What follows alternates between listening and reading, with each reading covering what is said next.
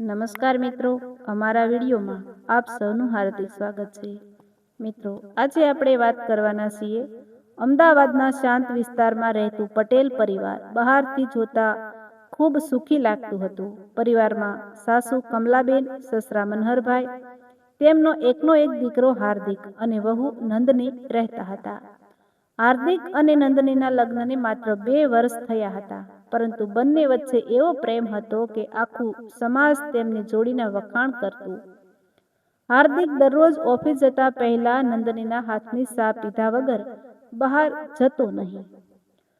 નંદની પણ પતિને દરવાજા સુધી મૂકવા આવતી અને કહેતી, જલ્દી ઘરે આવી જજો, હું રાહ જોઈશ. હાર્દિક હસીને જવાબ આપતો, તું રાહ જોતી હોય ત્યારે દુનિયાનું બધું કામ અધૂરું લાગે છે. આ સાંભળીને નંદની શરમાઈ જતી. બંનેએ અનેક સપનાઓ જોયા હતા. નાનું સુંદર ઘર, પોતાના બાળકો, માતા પિતાની સેવા અને ખુશીઓથી ભરેલું જીવન. પરંતુ કહેવાય છે ને કે ક્યારેક સુખને પણ કોઈની નજર લાગી જાય છે. લગ્ન પછી થોડા મહિનાઓ સુધી બધું સારું ચાલ્યું, પરંતુ કમલાબેનને નંદનીનું સુખ સહન થતું નહોતું. જ્યારે પણ હાર્દિક પત્નીના વખાણ કરતો, ત્યારે કમલાબેનના ચહેરા પર નારાજગી દેખાતી. તેઓ મનમાં વિચારતા કે દીકરો હવે માતા કરતા પત્નીને વધુ પ્રેમ કરે છે. છતાં હાર્દિક હંમેશા સમજાવતો કે માં અને પત્ની બંને તેના જીવનનો આધાર છે. નંદની પણ સાસુને પોતાની માતા સમજીને સેવા કરતી. સવારે વહેલા ઉઠીને આખા ઘરની સફાઈ કરતી, રસોઈ બનાવતી, સાસુ સસરાને દવા આપતી, પછી જ પોતાનું કામ કરતી. મનહરભાઈ ઘણી વખત કહેતા કે આવી વહુ દરેક ઘરને મળે તો ઘર સ્વર્ગ બની જાય, પરંતુ કમલાબેનને ક્યારેય તેની મહેનત દેખાતી નહીં. તેઓ કોઈને કોઈ કારણ કાઢીને ઠપકો આપતા. હાર્દિક પત્નીને દુઃખી જોઈને ઘણી વખત કહેતો, તું ચિંતા ન કર, એક દિવસ મમ્મી પણ તને સમજી જશે. નંદની હસીને કહેતી, મારે તો માત્ર આ પરિવાર ખુશ રહે એટલું જ જોઈએ. સમય પસાર થતો ગયો. એક દિવસ હાર્દિક નંદનીને કહ્યું કે આવતા રવિવારે આપણે સાપુતારા ફરવા જઈશું. નંદની ખુશીથી ઝૂમી ઉઠી. તેણે નવા કપડાં ખરીદવાની વાત કરી અને બંનેએ લાંબી યાદી બનાવી કે ક્યાં ક્યાં ફરવું છે. એ રાત્રે બંનેએ મોડી રાત સુધી ભવિષ્યના સપનાઓની વાતો કરી. બીજા દિવસે સવારે હાર્દિક ઓફિસ જવા તૈયાર થયો. નંદનીએ ટિફિન હાથમાં આપ્યું અને હંમેશાની જેમ દરવાજા સુધી મૂકવા આવી. આજે નંદનીનું મન ખૂબ ગભરાતું હતું. તેણે ધીમેથી કહ્યું, આજે જશો નહીં તો ચાલે? ખબર નહીં કેમ મન બહુ બેચેન છે. હાર્દિક હસ્યો અને બોલ્યો, અરે પાગલ, સાંજે વહેલો આવી જઈશ, પછી સાથે આઈસ્ક્રીમ ખાવા જઈશું. તેણે નંદનીના માથા પર હાથ ફેરવ્યો અને કાર લઈને નીકળી ગયો. નંદની લાંબા સમય સુધી દરવાજા પાસે ઊભી રહી, કારને જતી જોતી રહી. થોડા કલાકો પછી અચાનક મનહરભાઈના ફોન પર અજાણ્યા નંબરથી કોલ આવ્યો. સામેથી કોઈ ગભરાયેલા અવાજમાં બોલ્યું, શું તમે હાર્દિકના પિતા બોલો છો? તેમની કારનો બહુ મોટો અકસ્માત થયો છે, તરત સિવિલ હોસ્પિટલ પહોંચો. ફોન હાથમાંથી સરકી ગયો. ઘરમાં સન્નાટો છવાઈ ગયો. નંદનીએ ડરીને પૂછ્યું, શું થયું પપ્પા? મનહરભાઈની આંખોમાંથી આંસુ વહેવા લાગ્યા. કોઈ જવાબ આપ્યા વગર તેઓ હોસ્પિટલ તરફ દોડ્યા. નંદની અને કમલાબેન પણ પાછળથી નીકળી પડ્યા. હોસ્પિટલ પહોંચતા જ ડોક્ટરે ભારે અવાજમાં કહ્યું, અમે ઘણો પ્રયત્ન કર્યો, પરંતુ તેમને બચાવી શક્યા નહીં. આ શબ્દો સાંભળતા જ નંદનીના પગ નીચેની જમીન સરકી ગઈ. તે જોરથી શીશ પાડી અને હાર્દિકના નિર્જીવ શરીર પાસે પડી ગઈ.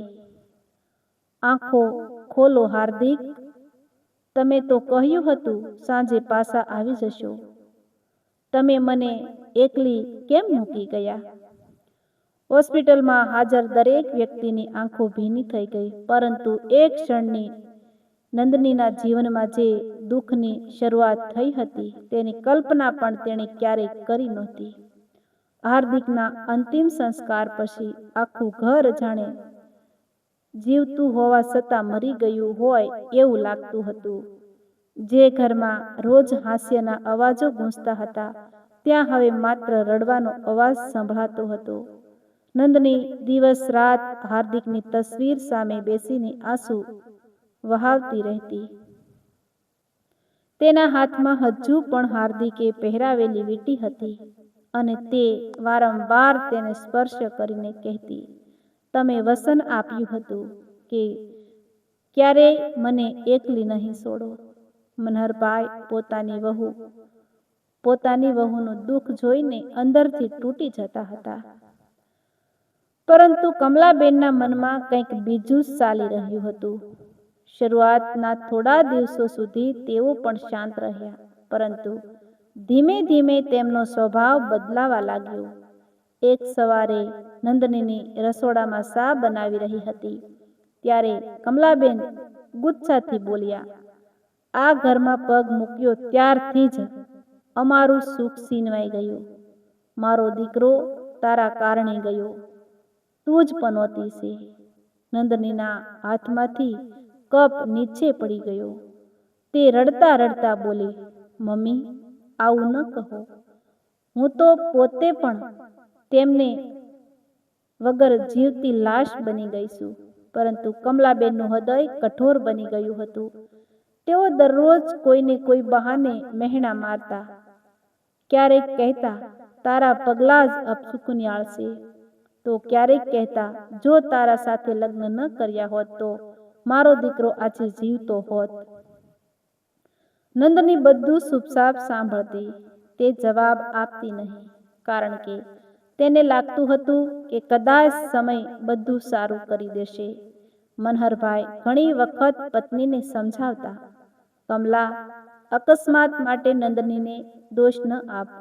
ભગવાનની ઈચ્છા સામે કોઈનું ચાલતું નથી. પરંતુ કમલાબેન ગુસ્સે બોલી ઉઠતા, તમને કંઈ ખબર નથી. આ છોકરી ઘરમાં આવી ત્યારથી જ અમારું ભાગ્ય બગડ્યું છે. દિવસો અઠવાડિયામાં બદલાયા. નંદનીએ સફેદ કપડાં પહેરી લીધા. તેણે હસવાનું બંધ કરી દીધું. પોતાના રૂમમાં પડેલી હાર્દિકની દરેક વસ્તુને તે સંભાળીને રાખતી. રાત્રે ઊંઘ આવતી નહીં. હાર્દિકના અવાજની યાદમાં તે કલાકો સુધી રડતી રહેતી. છતાં સવારે વહેલા ઉઠીને ઘરના બધા કામ કરતી. સાસુ સસરાને સમયસર ભોજન પીરસતી, દવા આપતી, ઘરને ચોખ્ખું રાખતી. પરંતુ કમલાબેનને તેમાં પણ ખામી જ દેખાતી.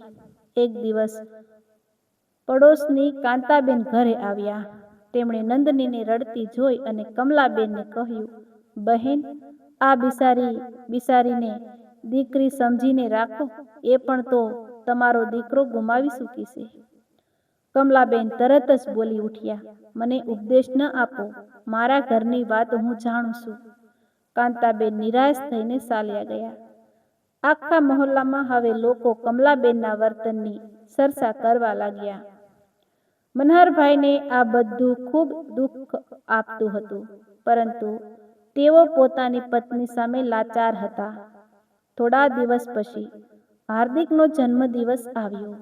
નંદનીએ ચૂપચાપ મંદિરમાં દીવો પ્રગટાવ્યો અને ઘરે આવીને હાર્દિકની તસવીર આગળ નાનો કેક મૂકી દીધો. તે ધીમેથી બોલી, જન્મદિવસ મુબારક હાર્દિક. તમે હોત તો આજે કેટલા ખુશ હોત. એટલામાં કમલાબેન અંદર આવ્યા. તેમણે ગુચ્છામાં કેક જમીન પર ફેંકી દીધો અને બોલ્યા, મૃત માણસનો જન્મદિવસ ઉજવીને ફરી કોઈ અનર્થ કરવાનો છે? હવે આ નાટક બંધ કર. નંદની જમીન પર પડેલો કેક ઉઠાવતી રહી અને તેની આંખોમાંથી આંસુ ટપકતા રહ્યા. એ દિવસે તેણે પહેલી વાર ભગવાનને પૂછ્યું, જો મારી કોઈ ભૂલ હોય તો સજા મને આપો, પરંતુ મને આટલું અપમાન શા માટે? તેને ખબર નહોતી કે હજુ તેના જીવનની સૌથી મોટી કસોટી આવવાની બાકી હતી. એક એવી ઘટના જે માત્ર તેનું જ નહીં પરંતુ આખા પરિવારનું ભાગ્ય સદાકાળ માટે બદલી નાખશે. સમય પસાર થતો ગયો, પરંતુ કમલાબેનના હૃદયમાં રહેલો ગુસ્સો દિવસે ને દિવસે વધતો ગયો. નંદની જેટલી સેવા કરતી એટલા જ વધુ અપમાનના શબ્દો તેને સાંભળવા મળતા.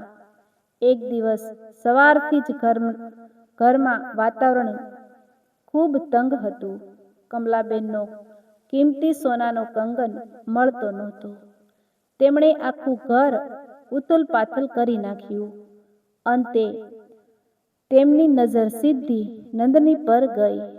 તેઓ જોરથી બૂમ પાડી બોલ્યા, આ ઘરમાં તારા સિવાય બીજું કોણ છે? જરૂર તું જ લઈ ગઈ હશે. નંદની ધ્રુસતા અવાજે બોલી, મમ્મી, ભગવાનની કસમ, મેં ક્યારેય કોઈ વસ્તુને હાથ પણ લગાવ્યો નથી. કમલાબેન વધુ ગુસ્સે થઈ ગયા. પહેલા મારો દીકરો ખાઈ ગઈ અને હવે ઘરનું સોનું પણ ખાવા લાગી. મનહરભાઈએ વચ્ચે પડીને કહ્યું, કમલા, પુરાવો વગર કોઈ પર આરોપ ન મૂકો. પરંતુ કમલાબેન કોઈની વાત સાંભળવા તૈયાર નહોતા. થોડા સમય પછી કંગન તેમની જ જૂની સાડીના ખિસ્સામાંથી મળી આવ્યું. છતાં તેમને નંદની પાસે માફી પણ ન માંગી. નંદનીએ શાંતિથી માત્ર એટલું કહ્યું, મારા માટે સત્ય જ સૌથી મોટો આધાર છે. એ જ સાંજે વરસાદ શરૂ થયો. આકાશમાં વીજળી ચમકી રહી હતી. ઘરના દરવાજા બહાર એક વૃદ્ધ ભિખારી આવ્યો. તેના કપડાં ફાટેલા હતા, દાઢી વધેલી હતી અને હાથમાં જૂનો વાટકો હતો. તે ધીમેથી બોલ્યો, માતા, 2 દિવસથી ભૂખ્યો છું, કંઈક ખાવાનું આપો. નંદની તરત જ રસોડામાં ગઈ અને ગરમ રોટલી, શાક અને પાણી લઈને બહાર આવી. ભિખારીની આંખોમાં આંસુ આવી ગયા. તેણે કહ્યું, દીકરી, ભગવાન તને હંમેશા સુખી રાખે. એટલામાં કમલાબેન ત્યાં આવી પહોંચ્યા. તેમણે ગુસ્સાથી થાળી છીનવી લીધી અને જમીન પર ફેંકી દીધી.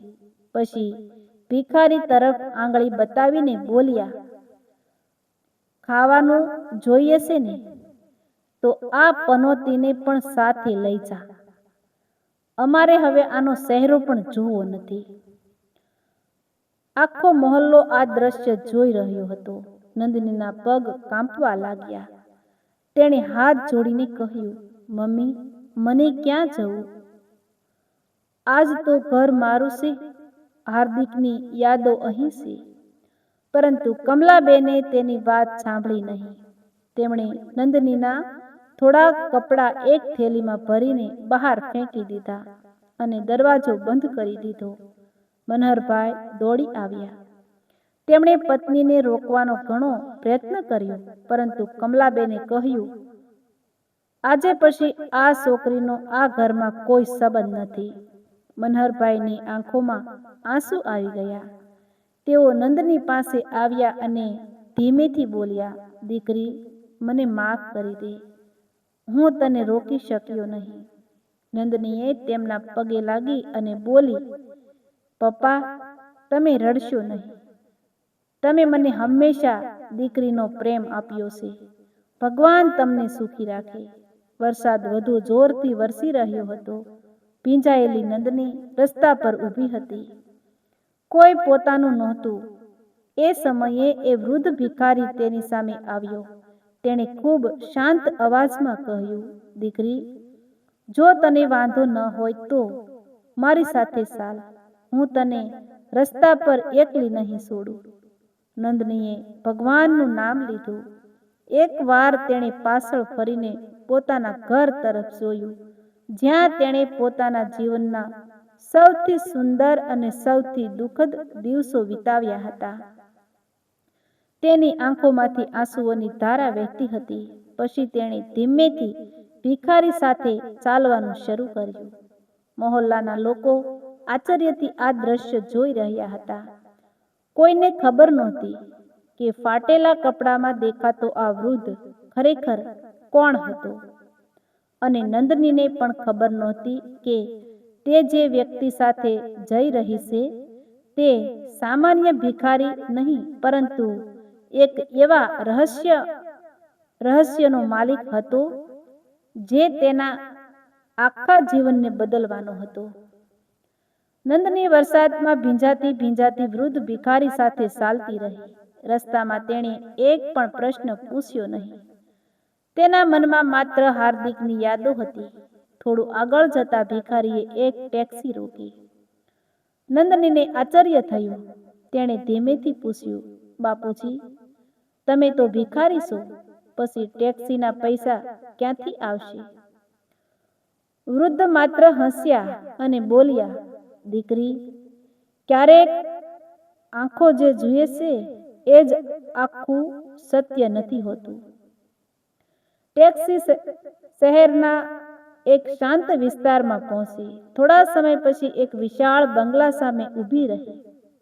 બંગલાના દરવાજા ખોલતા જ અનેક સુરક્ષા કર્મચારીઓ દોડી આવ્યા. બધાએ એક સાથે નમન કરીને કહ્યું, સાહેબ, આપ આવી ગયા? નંદની સદબદ થઈ ગઈ. તેણે વિચાર્યું કે કદાચ કોઈ ભૂલ થઈ હશે. વૃદ્ધ ભિખારીએ પોતાના ફાટેલા કપડાં ઉતાર્યા, સ્વચ્છ કપડાં પહેર્યા અને અંદર ગયા. થોડા જ મિનિટોમાં તેઓ એક પ્રતિષ્ઠિત ઉદ્યોગપતિ જેવા દેખાતા હતા. નંદનીને વિશ્વાસ જ ન આવ્યો. વૃદ્ધે પ્રેમથી કહ્યું, દીકરી, હું ભિખારી નથી. મારું નામ ધીરજભાઈ શાહ છે. મારી અનેક કંપનીઓ છે અને કરોડો રૂપિયાની સંપત્તિ છે. છેલ્લા 10 વર્ષથી હું ભિખારીનો વેશ ધારણ કરીને લોકોની માણસાઈ તપાસું છું.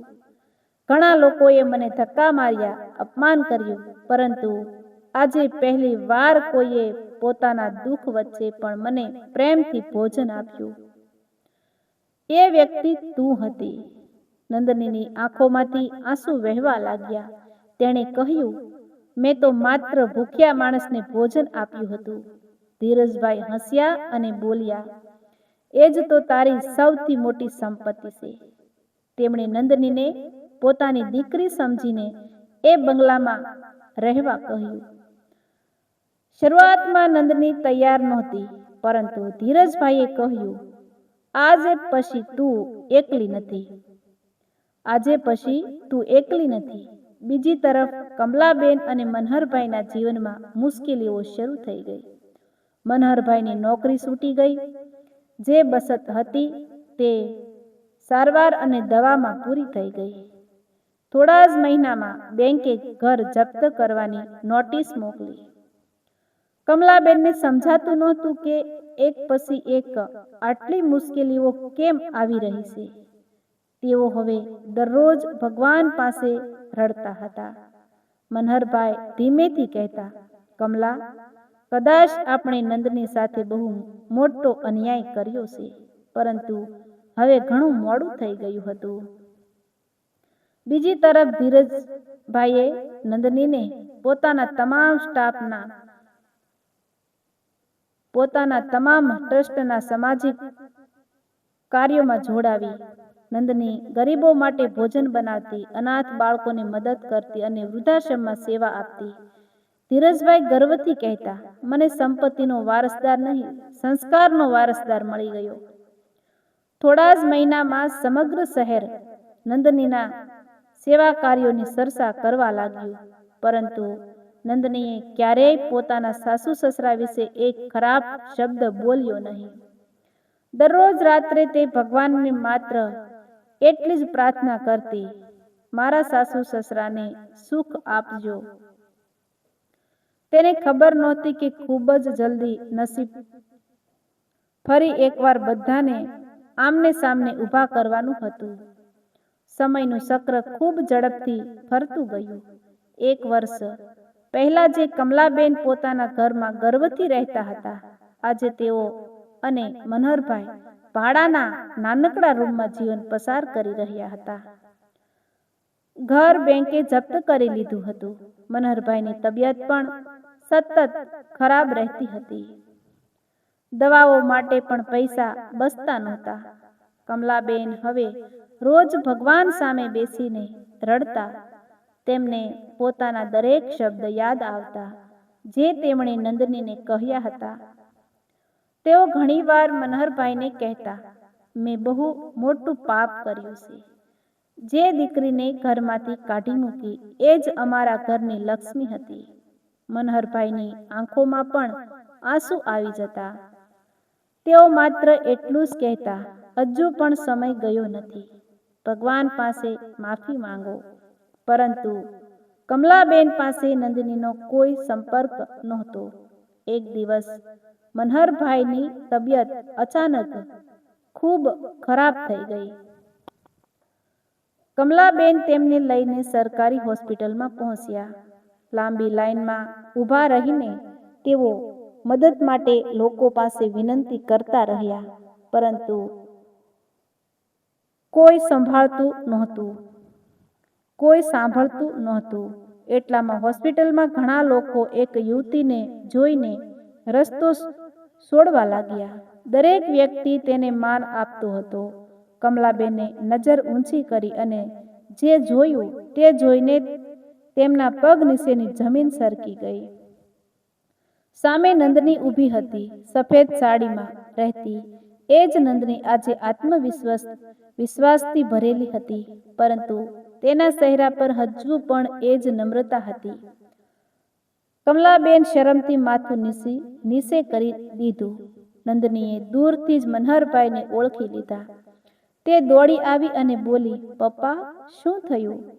તમે ઠીક તો છો ને? મનહરભાઈની આંખોમાંથી આંસુ વહેવા લાગ્યા. કમલાબેન કાંપતા અવાજે બોલ્યા, દીકરી, મને માફ કરી દે. મેં તારી સાથે ખૂબ અન્યાય કર્યો. મેં તને પનોતી કહી, ઘરેથી કાઢી મૂકી અને ભિખારી સાથે મોકલી દીધી. આજે સમજાયું કે પનોતી તું નહોતી, મારા વિચારો હતા. આખી હોસ્પિટલમાં સન્નાટો છવાઈ ગયો. નંદનીની આંખોમાં પણ આંસુ આવી ગયા. તેણે તરત જ કમલાબેનના હાથ પકડી લીધા અને કહ્યું, મમ્મી, તમે મને આજે પણ દીકરી જ છો. માતા ક્યારેય દીકરી પાસે માફી માંગતી નથી. કમલાબેન રડતા રડતા નંદનીના પગમાં પડી ગયા. નંદનીએ તરત જ તેમને ઊભા કર્યા અને ગળે લગાવી લીધા. વર્ષોનું દુઃખ એ એક આલિંગનમાં ઓગળી ગયું. ત્યારબાદ નંદનીએ મનહરભાઈની સારવારની સંપૂર્ણ જવાબદારી પોતાના પર લઈ લીધી. ધીરજભાઈ પણ હોસ્પિટલ પહોંચ્યા. કમલાબેનને ત્યારે ખબર પડી કે જેને તેમણે ભિખારી સમજીને પોતાની વહુને સોંપી દીધી હતી, તે તો કરોડો રૂપિયાના માલિક અને ખૂબ મોટા સમાજ સેવક હતા. કમલાબેન શરમથી રડી પડ્યા. ધીરજભાઈએ શાંતિથી કહ્યું, માતા, ભગવાન દરેક માણસને બીજી તક આપે છે. આજે તમારી દીકરીએ તમને એ તક આપી છે. થોડા દિવસ પછી મનહરભાઈ સંપૂર્ણ સ્વસ્થ થઈ ગયા. નંદની તમને પોતાના ઘરે લઈ ગઈ. ધીરજભાઈએ જાહેરાત કરી કે નંદની હવે તેમની દીકરી જ નહીં, પરંતુ તેમની સમગ્ર સંપત્તિ અને ટ્રસ્ટીની વારસદાર છે. પરંતુ નંદની માટે સૌથી મોટી સંપત્તિ કરોડો રૂપિયા નહોતા. તેના માટે સૌથી મોટી સંપત્તિ હતી પોતાના પરિવારને ફરીથી મેળવી લેવું. એક સાંજે તેણે હાર્દિકની તસવીર સામે દીવો પ્રગટાવ્યો અને ધીમેથી કહ્યું, હાર્દિક, આજે તમારું પરિવાર ફરી એક થઈ ગયું છે. તેની આંખોમાં આંસુ હતા, પરંતુ ઘણા સમય પછી એ આંસુ દુઃખના નહોતા, સંતોષના હતા. જીવને તેને શીખવી દીધું હતું કે સારા કર્મો ક્યારેય વ્યર્થ જતા નથી. દુનિયા ભલે તમને ઠુકરાવી દે, પરંતુ ભગવાન એક દિવસ તમારી ભલાઈનું ફળ જરૂર આપે છે.